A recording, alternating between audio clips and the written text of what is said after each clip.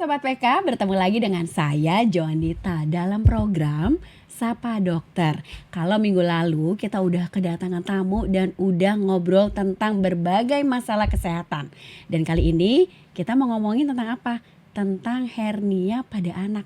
Emang bener hernia pada anak tuh bisa terjadi ternyata. Saya pun juga pengen tahu lebih dalam. Nah, hari ini saya kedatangan tamu spesial saya, seorang dokter muda dari Rumah Sakit Sin Carolus Sumarekon Serpong. Kita kenalan dulu ya. Halo dokter. Ya, halo. Dokter Ari Rahman, konsultan bedah pediatri. Betul ya dok? Betul. Berarti kerjaannya membedah-bedah orang gitu ya dok ya? Atau membedah apa Masih masalah orang gitu? sampai saat ini. Masih orang, alhamdulillah puji Tuhan. Masih orang ya dok? Oke, bukan bedah masalah ya? Ya, Baik, saya panggilnya siapa nih? Dokter Ari, dokter Rahman? Hari aja. Dokter Ari, baik. Dokter Ari gini, saya tuh sempet taunya hernia itu terjadi pada orang dewasa. Tapi saat ini saya kedatangan tamu, ternyata hernia itu bisa terjadi pada anak gitu ya dok. Bisa. Nah, yang jadi pertanyaan pertama adalah tentang hernia pada anak. Itu apa sih yang menyebabkan hernia pada anak? Kalau dewasa kan mungkin bisa kebayang ya, tapi ini anak-anak gitu dok. Gimana dok, silakan. Ya, penyebab hernia pada anak ada beberapa kategori. Yang pertama kongenital. Kongenital itu bawaan lahir, bisa karena lahirnya secara prematur, bisa karena lahirnya berat badan yang kurang atau berat badan lahir rendah, dan setelah itu bisa juga karena tidak terbentuknya atau terbentuk tidak sempurnanya prosesus vaginalis pada saat kehamilan. Oh gitu. Jadi bukan karena si anak ini something gitu ya, masalah kayak salah minum susu atau apa gitu-gitu bukan ya dok? Enggak. Bukan karena faktor dari lingkungan luar itu bukan ya? Enggak. Ada juga sih yang acquired tapi jarang terjadi. Acquired itu biasa karena udah ada defeknya sebelumnya. Jadi kan proses vaginalis itu pada saat bayi dalam kandungan terjadi penutupan. Dia turun testis, setelah turun testis dia menutup. Nah, pada saat bayi lahir di jurnal dibilang 90% penutupan itu terjadi setelah lahir sampai umur 1 tahun. Oh gitu. Nah, pada saat sebelum penutupan itu mungkin terjadi keadaan bayi batuk-batuk, mengejan, berkelanjutan. Itu gejala awalnya ya dok ya? Ya, enggak, bukan gejala, penyebabnya. Oh baik. Atau bayi gitu. bayi menangis terus, menangis keras, mengejan, berkelanjutan juga. Nah, itu bisa defek yang tadinya memang belum nutup keluar dari situ gitu. Oh gitu. Ada tekanan ke situ. Tapi kan kalau bayi itu kan pasti nangis dok, ya kan? Nangis sampai ya hampir mengejan gitu ya.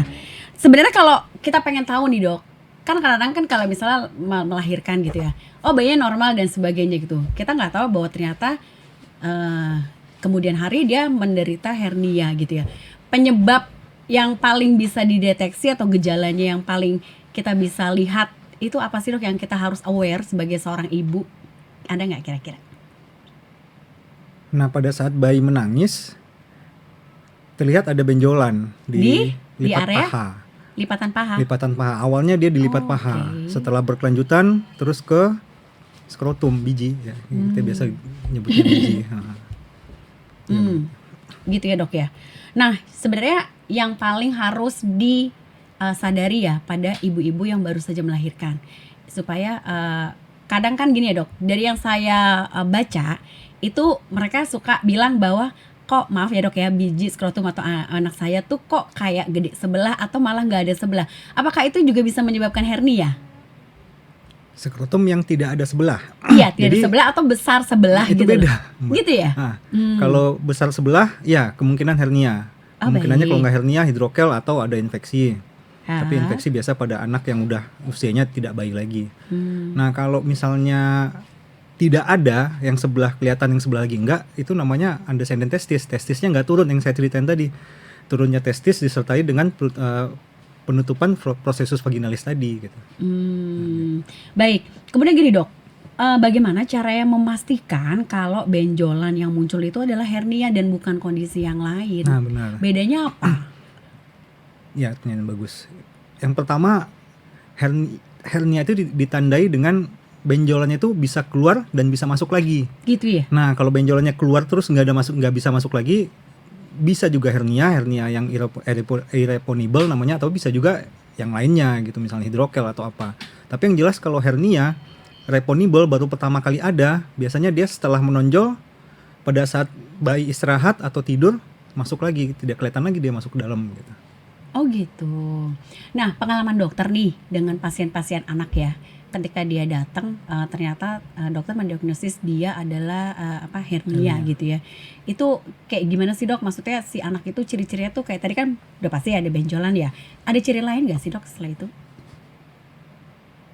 Yang paling kayak kita bisa sadari lah yang sebagai ibu, oh ternyata ini anak saya hernia ya. Kan karena nggak terlalu umum ya dok ya, hernia pada anak itu sebenarnya gitu loh, di awam ya. Iya, Ya kan, kalau dia Dok? mungkin nggak terlalu umum, tapi kalau di saya sih kayaknya hampir tiap minggu ternyata ada. banyak. Oh iya. Tiap minggu Oh, saya ada kasusnya operasi banyak hernia, ya? insya Allah ada. Oh gitu. Baik. Jadi mesti orang tua datang bawa anaknya bilang, dok ada benjolan di lipat paha, atau dok ada benjolan di bijinya gitu. Baru saya tanya benjolannya udah lama apa enggak. Biasanya kan orang tua nih nunggu dulu biasanya kan. Ada benjolan nggak langsung dibawa ke dokter. Oh paling kita lihat dulu lah, mana tahu ini cuma benjolan biasa atau kena dia nangis atau apa gitu kan. Orang tua nggak tahu biasanya. Ya bukan nggak tahu sih, nggak begitu mengerti. Jadi setelah 2 bulan apa di atas 1 bulan baru datang. Biasanya benjolannya udah 3 bulan dok, bisa keluar masuk apa enggak, saya tanya. Itu kelamaan ya kalau misalnya udah 3 bulan?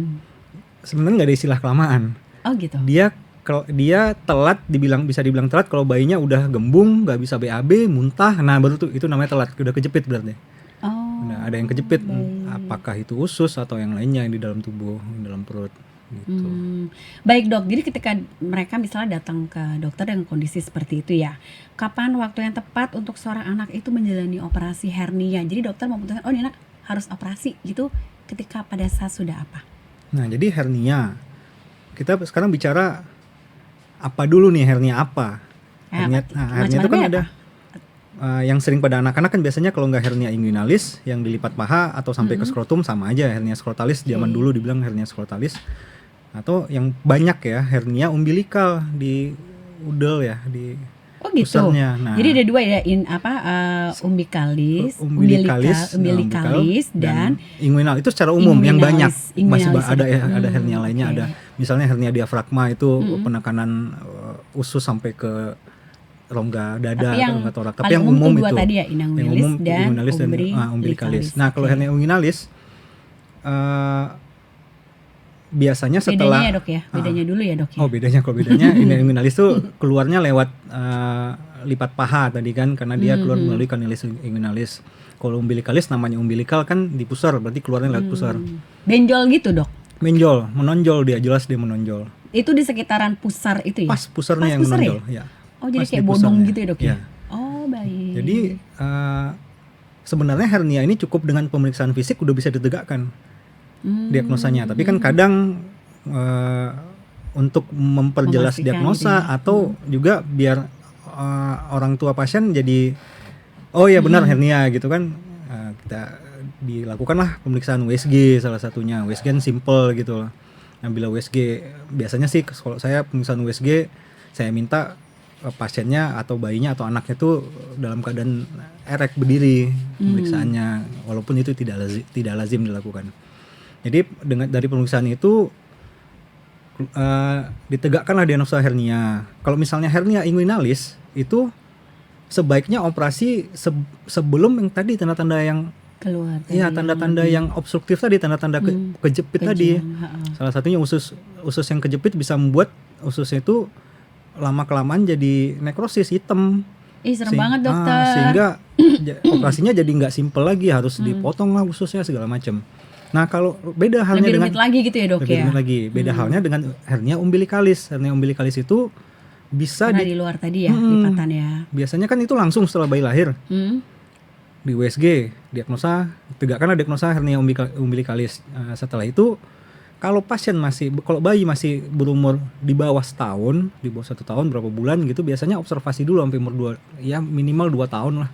Oh baik, jadi nggak langsung lahir itu nggak ya dok ya? Kadang di usia 1 tahunan bisa rilis sendiri dia, sembuh sendiri. Gimana caranya tuh dok bisa hilang sendiri gitu? Nah, secara alami memang bukan Oh, kita yang ngobatin. baik. Jadi tapi Kayak ada syaratnya terapi-terapinya gitu nggak sih dok kalau misalnya bisa? kalau terapi secara kedokteran sih enggak, tapi terapi secara istilahnya alternatifnya biasa dikasih logam atau apalah gitu. Nah, memang selama ini sih yang dikasih itu saya nggak banyak lihat ada yang berhasil, tapi ada yang berhasil ya, paling 1-2 pasien saya ada yang melakukan itu dan bisa gitu. Nah, kalau hernia umbilikal ini bila dia ukurannya di atas 1,5 cm maka dianjurkan untuk operasi. Tapi kalau 1,5 cm ke bawah biasanya observasi dulu sampai umur, ada sih jurnal yang bilang 2 tahun, ada yang bilang 18 bulan berarti kan 1,5 tahun, ada yang bilang sampai 3 tahun. Gitu.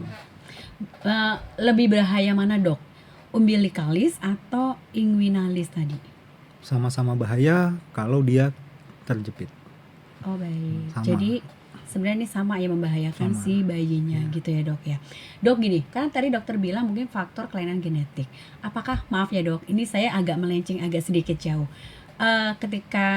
Apakah ini terjadi faktor dari si ibu, mungkin makanan ibu atau apapun kegiatan ibu yang akhirnya bisa membuat seorang bayi ini tadi menderita hernia tadi? Sampai saat ini sih saya nggak pernah baca ya jurnal yang menyatakan ada kesalahan di kehamilan. Walaupun dugaan banyak di jurnal itu, banyak bilang dugaan entah ibu merokok atau minum alkohol pada saat kehamilan. Yang ada, walaupun juga nggak bisa dibuktikan secara jelas ya. Misalnya dari orang tua ada riwayat hernia dari ayahnya turun ke anaknya. Anak kemarin baru saya ada pasien. Ayahnya operasi hernia di usia 6 bulan, nah anaknya umur 1 bulan 22 hari udah kena hernia juga, bahkan kanan dan kiri dua-dua. Gitu. Berarti benar faktor genetika ya dok? Nah itu jadi bukan lebih ke karena proses kehamilannya si ibunya itu biasanya belum begitu. Ya? Baik dokter, tadi ketika misalnya tadi ya, jadi kita tuh harus aware ya berarti ya kalau misalnya bayi lahir yang terus tiba-tiba, maaf ya dok, misalnya kayak bodong gitu tuh, aduh itu mungkin bukan bener bodong yang pusernya belum masuk gitu kali ya dok ya. Enggak, bukan. Iya. Karena kan nggak apa-apa lah, ini masih kecil, emang begini belum sempurna lah katanya kan gitu Iya, ya. Ternyata tidak ya dok ya. banyak Ternyata itu yang mikir merupakan begitu. salah satu ciri ya, ciri yang mencirikan bahwa itu harus aware loh, dia mungkin kemungkinan besar nih hernia pada anak. Ternyata kayak gitu ya dokter ya. Terus ada benjolan di lipatan paha. Orang kan mikirnya nggak apa-apa lah, ini mungkin cuma biasa-biasa aja kepentok atau apa, tapi kan nggak begitu ternyata ya dok ya. Aduh, jadi menjawab kekhawatiran para ibu ya dokter ya. Baik dok, kemudian gini, untuk proses operasinya itu berapa lama ya dok? Kalau biasanya mereka memang harus segera dioperasi seperti itu, prosesnya apakah ini termasuk operasi besar kah, sedang atau kecil? Kalau proses operasinya kategorinya operasi elektif ya, kalau dia belum terjepit dia elektif. Kecuali udah kejepit maka emergensi operasinya.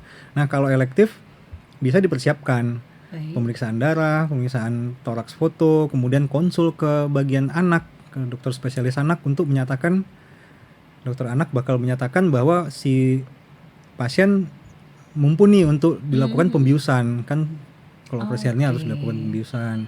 Baru setelah itu direncanakan waktunya. Ya kecuali di emergensi. Kalau emergensi mesti lebih cepat karena menghindari usus kejepit tadi jadi nekrotis. Nah, jadi busuk, jadi apalah, jadi menghitam gitu. Tadi efeknya kalau misalnya tidak segera dioperasi atau ditangani lebih lanjut, tadi kan dokter bilang bisa semakin mungkin berpengaruh ke organ-organ lain gitu nggak sih dok? Berpengaruh ke organnya yang seperti tadi, salah satunya yang usus kejepit. Terus kalau dia udah berkelamaan dibiarkan, ususnya nekrosis, kemudian sistemiknya jadi terpengaruh gitu, sistemik terpengaruh ya nanti akhirnya jadi sepsis itu bisa ke seluruh tubuhnya, ke paru-paru, ke ginjal gitu. Baik dokter, kemudian gini, pasca operasi, jadi kan operasi itu ya, terus pasca operasi itu penyembuhannya berapa lama kira-kira kalau untuk seorang anak gitu? Kalau penyembuhan luka setelah operasi sih hampir sama dengan operasi lainnya, kayak operasi usus buntu juga gitu. Selesai operasi pasiennya mungkin rawat inap ya, kalau baik-baik aja kondisinya ya 1 hari cukup atau 1 malam cukup. Nggak lama-lama gitu ya, Dok, Nggak usah ya? lama-lama. Kecuali ada sesuatu kayak harus ada sambungan usus segala macam ya baru. Itu yang di luar biasa ya, Dok, Ya, ya? di luar Yang luar biasanya, biasa ya, yang ha-ha. tadi mungkin udah lebih parah gitu-gitu ya, Iya, Dok, ya? benar. Oke, berarti sebenarnya ya bisa dibilang nggak terlalu besar ya operasinya, Dok, ya? Enggak. Middle lah ya, Dok, ya? Middle. Cuma Cuman karena memang usianya masih bayi nah, ya. karena dia anak-anak dianggap operasinya jadi Besar naik gitu ya. satu. Baik. Nah, kemudian adakah setelah operasi itu kayak tantangannya atau activity yang harus si anak ini batasi? Namanya anak-anak kan susah ya membatasi activity-nya dia. Itu gimana, Dok? Ya, Pengalaman apalagi dokter kalau gimana? bayi ya. Kalau Iya. bayi menangis segala macam ya dibilangkan sama orang tuanya. Ya belum ngerti gitu loh. Iya, usahakan anaknya kalau menangis ya disusuin gitu biar jangan dengan terlalu kelamaan menangisnya. Terus aktivitas anak juga kalau bisa dibatasi juga gitu selama masa penyembuhan, dan bahkan untuk menghindari recurrent, untuk menghindari hernia itu terjadi lagi. Nah, itu baru saya mau tanyain. Apakah bisa terjadi lagi? Bisa. Bisa, Dok. Bisa. Meskipun mereka sudah operasi. Iya, bisa karena Karena genetik tadi apa bukan sih? enggak. Jadi biasanya dinding otot yang udah lemah itu kan yang dijahit satu sisi, yang sisi lainnya, sisi di atasnya apa sisi di bawahnya kan masih bisa terdorong lagi oleh usus itu gitu. Jadi ya makanya ya si anak itu harus diupayakan untuk menghindari aktivitas yang terlalu aktif gitu, biar tidak recurrent lagi dia. Jadi lebih dikalmin aja anaknya gitu. Tapi kan ya itu PR banget ya buat Ya, ibunya ya. namanya Dok. anak-anak kan. Baik, dokter, kasus ini di Indonesia tuh ternyata kan tadi dokter bilang sudah hampir setiap minggu dokter operasi Ya, gitu kan. Jadi udah mulai banyak ya, Dok. Memang banyak, bukan mulai banyak sih, memang banyak. Kalau nggak salah saya 1% sampai 5% dari angka kelahiran ya, atau sampai 3% saya lupa. Setahu saya angkanya lumayan banyak. Dok, boleh cerita nggak sih pengalaman dokter selama mengoperasi anak-anak bayi-bayi yang kena hernia pada anak ini? Hal-hal yang menarik lah menurut dokter, maksudnya hal-hal yang kayak di luar nalar, maksudnya kayak yang mungkin dokter masa sih sampai kayak gini gitu, ada nggak sih, Dok? Mungkin misalnya pecah pembuluh darah atau apalah gitu loh. Ya, hal menarik kalau pecah pembuluh darah nggak menarik lagi rasanya. Itu menakutkan saya rasa. Ya mungkin yang bikin screaming gitu-gitu, Dok. Apa, Dok? Ya, Yang bikin deg-degan lah gitu. kena pembuluh darah pernah. Ya, dia jadi berdarah, jadi harus diberhentikan ya. Tapi sih mudah-mudahan tidak begitu sulit untuk menghentikan perdarahan pada anak-anak ya. Yang unik apa ya? Kayak misalnya di operasi anaknya kenapa gitu, Dok?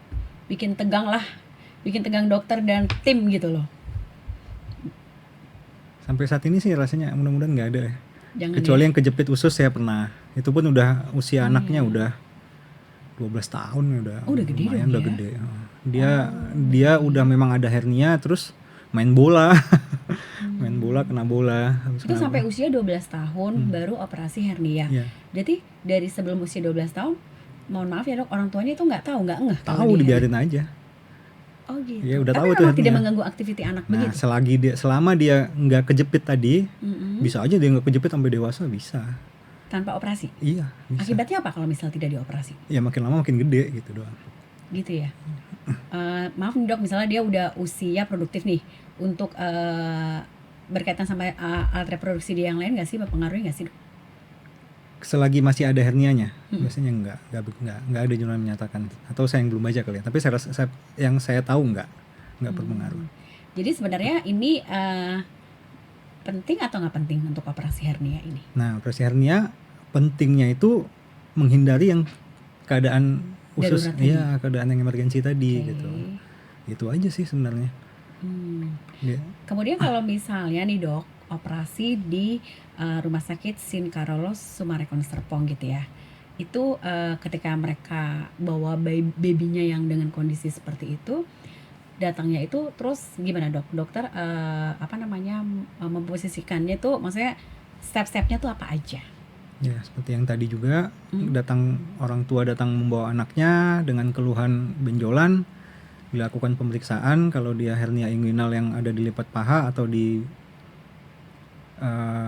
biji di skrotum, maka dilakukan pemeriksaan USG untuk lebih memastikan. Awalnya pemeriksaan Lengkap ya fisik dok, tadi alat di sana ya dok ya. ada untuk USG, Wah, kemudian oke. ditegakkan diagnosa hernia, Hmm.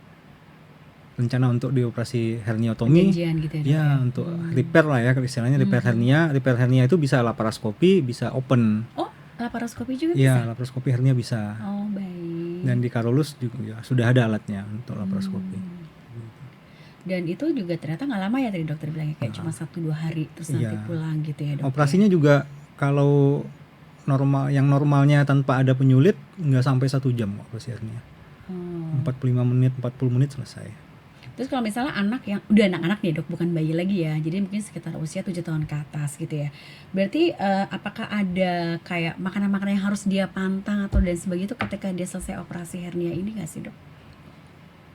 Karena kalau anak segini kan udah bisa dibilangin dong tentunya ya kan. Secara umum nggak ada, tapi biasanya kan anak-anak lebih sering alergi dibanding dewasa. Jadi biasanya ya hindari yang makanan yang memicu alergi, karena alergi itu kalau udah ada alergi untuk luka juga nggak baik. Bisa basah lukanya. Makanan yang sering membuat alergi ya seafood kadang ya, seafood, udang, kepiting, paling itu. Tapi dilihat dulu, dicek dulu apakah anak ini alergi atau tidak gitu ya dok ya. Ya biasanya sih langsung saya bilang aja. Oh langsung otomatis dihindari gitu aja ya. gitu. Tolong jangan makan ini dulu sampai dengan selama-lamanya Enggak, ya. jangan. Gitu enggak ya dok ya? Enggak. Oke, dokter gini, ada nggak sih cara atau mungkin tips dari dokter ketika seorang anak sudah selesai operasi hernia gitu ya, supaya nggak kambuh lagi atau nggak datang lagi atau nggak balik lagi gitu, ada nggak sih dok? Apalah tipsnya dari dokter gitu? Mahal juga kan pasti operasinya. Gimana dok? Ya tipsnya menghindari aktivitas yang terlalu berlebih tadi paling.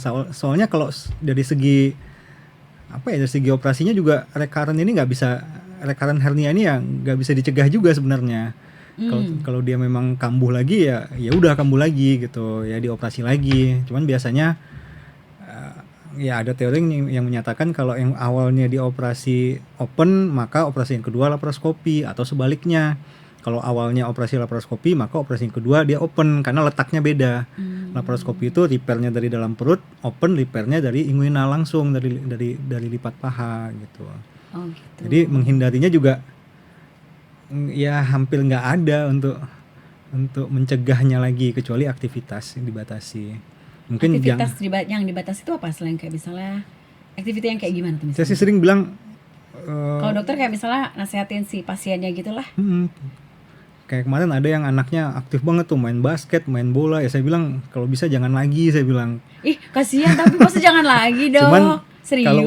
Kalau untuk berenang mungkin boleh. Oh baik. Berenang. Mengganti aktivitasnya dengan yang lebih aman gitu ya. Untuk lari cepat atau bahkan lari kecil juga rasanya sih nggak terlalu mengganggu ya kalau untuk masih itu. bisa ya malah aman ya. Rasanya sih masih bisa biasanya. Okay. Nah jadi untuk main bola, untuk basket itu saya larang waktu itu juga. Main sepeda. Oh gitu. Kadang main sepeda kan, kalau dewasa dulu kan para pengayuh sepeda banyak yang kena hernia kan, kalau yang waktu saya di bedah umum dulu. Dewasa penarik beca atau apa yang berkaitan sama sepeda bisa menyebabkan hernia. Makanya pada anak-anak saya juga sering bilang kalau dia suka main sepeda ya nggak usah lah main sepeda, saya bilang gitu. Diganti aja gitu ya. Iya. Jadi main mobil gitu dong. Iya. Diganti mau main motor ya. Baik dokter, terima kasih untuk informasinya mengenai hernia pada anak. Dan Sobat PK, para ibu di rumah dan juga para orang tua, kita harus care ya. Kalau ternyata bayi yang baru lahir ya dokter ya, dokter Ari tadi sudah bilang, sudah titip pesan ya, wanti-wanti kalau ada benjolan di lipatan paha atau di pusar itu harus hati-hati. Itu bukan bodong ternyata ya dok ya, itu mungkin gejala dari hernia. Jadi segera usahakan diperiksa secepatnya ke dokter yang paling tepat ya. Terutama bisa langsung lo datang ke sumbernya langsung ya, sumber informasi Dokter Ari Iskandar di Rumah Sakit Sin Carolus Sumarekon Serpong. Di sana alatnya udah lengkap, dokternya baik-baik ya dok ya. Dokter praktek hari apa aja? Hampir tiap hari ya kecuali Minggu. Waduh, luar biasa dedikasinya ya. Harus hampir tiap hari. Dokter Ari ini bisa dihubungi ya, ditemui setiap hari. Kalau dihubungi nggak bisa ya dok ya? Ya temui dulu. Ketemu dulu baru Ya, dihubungi, baru dihubungi. gitu ya. Baik, terima kasih Sobat WK, saya dengan Joanita pamit undur diri dan ketemu lagi di minggu depan dalam episode yang berbeda. Terima kasih dan sampai jumpa. Terima kasih.